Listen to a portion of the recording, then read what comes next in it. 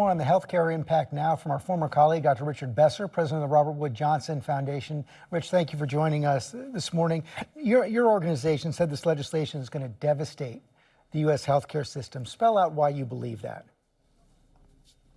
Yeah, I mean, George, the piece we just heard laid out some of that. This is the biggest cut to federal support to healthcare in history. $1 trillion coming out of that.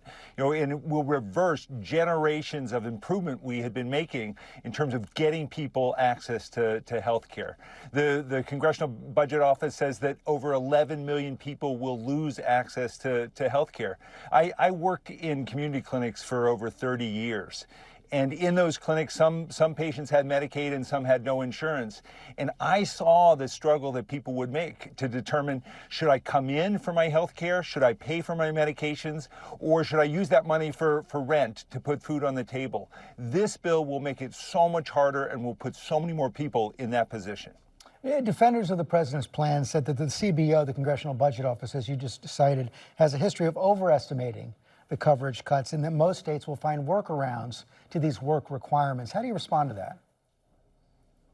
Well, we have an example. Arkansas tried work requirements. The idea that anyone who should be able to work should work to get benefits. And what they found was that the number of people working didn't go up at all, but over 11,000 people lost their Medicaid insurance.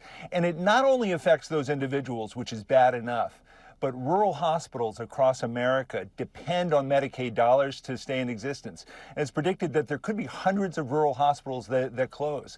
Those hospitals are also a driver for businesses. Businesses don't want to move into a community without a hospital. There's so many repercussions of this bill. I don't know how someone can go back to their district and face the people who voted for them after they intentionally are causing so much pain and harm across our nation. Beyond the cuts on Medicaid, there are also some changes to those who are covered by the Affordable Care Act and the overall impact on health insurance costs. What should we expect? Well, we all know that the Affordable Care Act wasn't the end game. We're the only wealthy nation in which not every person who lives here has access to health care, but the Affordable Care Act moved us in that direction. But this does nothing to help people who have health insurance but are finding it too expensive. This makes it harder in terms of not providing people with the extra supplement to help pay for their insurance. So we're going to see more and more people who are not able to get the care that they need.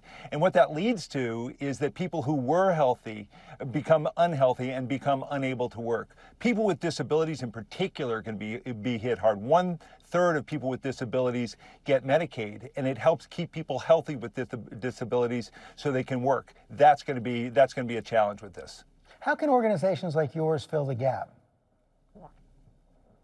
Well, we can't. What we can do is work with others to put forward a vision of what should be. We should be a nation in which every single person has access to high quality, comprehensive, affordable health care. We're going to be working on that. We're going to be putting forward that message. But we cannot fill the gap from what the government is doing. And there's an assault on health care that's coming from all sides. This bill is doing it to the health care system, to food support. We're seeing it with our Secretary of Health, who's doing it to our vaccine system. There's so many assaults. The National Institutes of Health, which is where our cures and future treatments come from, they're under assault. It's hard to pick one of these, and philanthropy cannot fill those gaps, but we can use our voice to call out the concerns that we see for health broadly across our nation. Rich Besser, thanks very much.